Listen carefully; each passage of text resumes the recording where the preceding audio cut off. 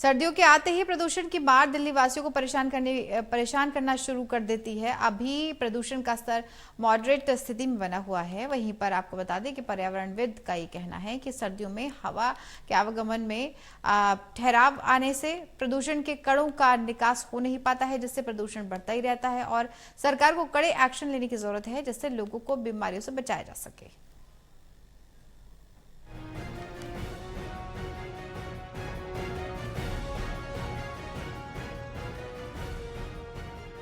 दिल्ली में सर्दियों का मौसम आते ही लोगों की चिंताएं भी मानो बढ़ने लगती हैं।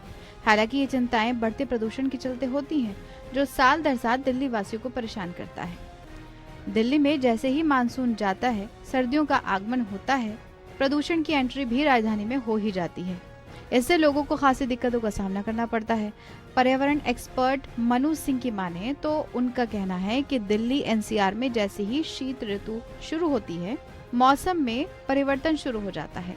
हवा का आगमन कम हो जाता है, जिससे प्रदूषण के कणों में ठहराव आता है और प्रदूषण का स्तर बढ़ जाता है। जैसे ही हम मॉनसून को विदाई देंगे और शीत ऋतु का आगमन दिल्ली और एनसीआर में होने लगेगा, तो एक जिसे बोलते हैं मौसमी परिवर्तन देखने को मिलता है।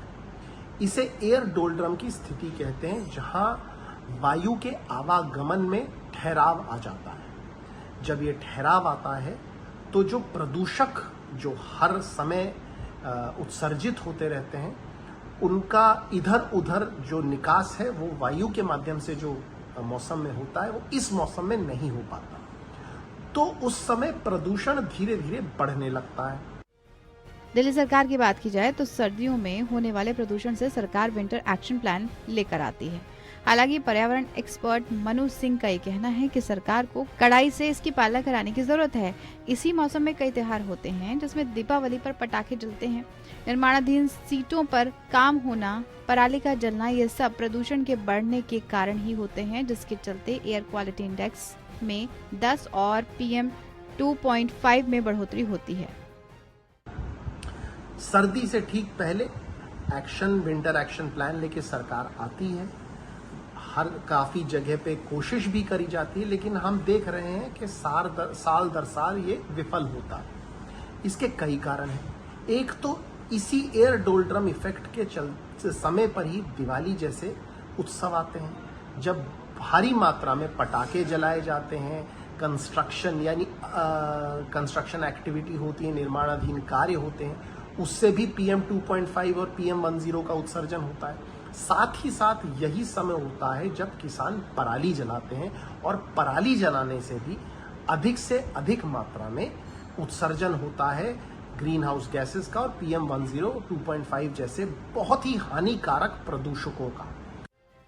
सर्दियों में होने वाले इस प्रदूषण से बचने के लिए पर्यावरण एक्सपर्ट का कहना है कि पराली को जलने से रोका जाए, बड़े स्तर पर एयर प्यूरिफायर लगाए जाएं, वहीं पॉल्यूशन पर कंट्रोल भी होगा और डस्ट को उड़ाने से रोका भी जाएगा। निर्माणाधीन साइट पर भी नजर बनानी होगी, जिससे कि प्रदूषण से लोगों को बचाया जा सके और फेफड़े और दिल संबंधी लोगों को भी बीमारियां ना हो, इसका ख्याल रखा जाए। आने वाली स्थिति में अगर हम देखें कि इसको बेहतर कैसे बना सकते हैं, तो सबसे पहले तो पराली का कोई एक ऑल्टरनेटिव किसानों को देना चाहिए।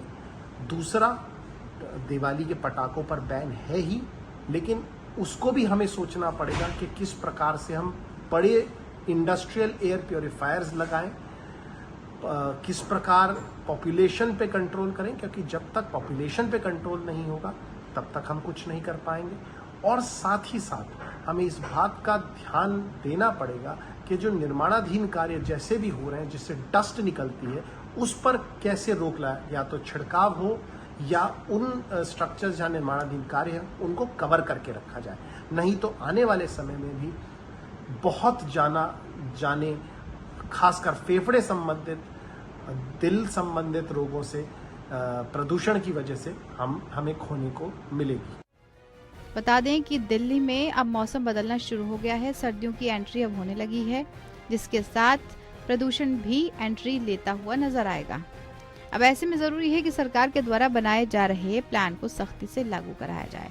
हालांकि अभी मौजूदा समय में राजधानी में PM 10 की स्थिति मॉडरेट है तो PM 2.5 संतोषजनक है। टोटल टीवी के लिए देवेश कुमार की रिपोर्ट।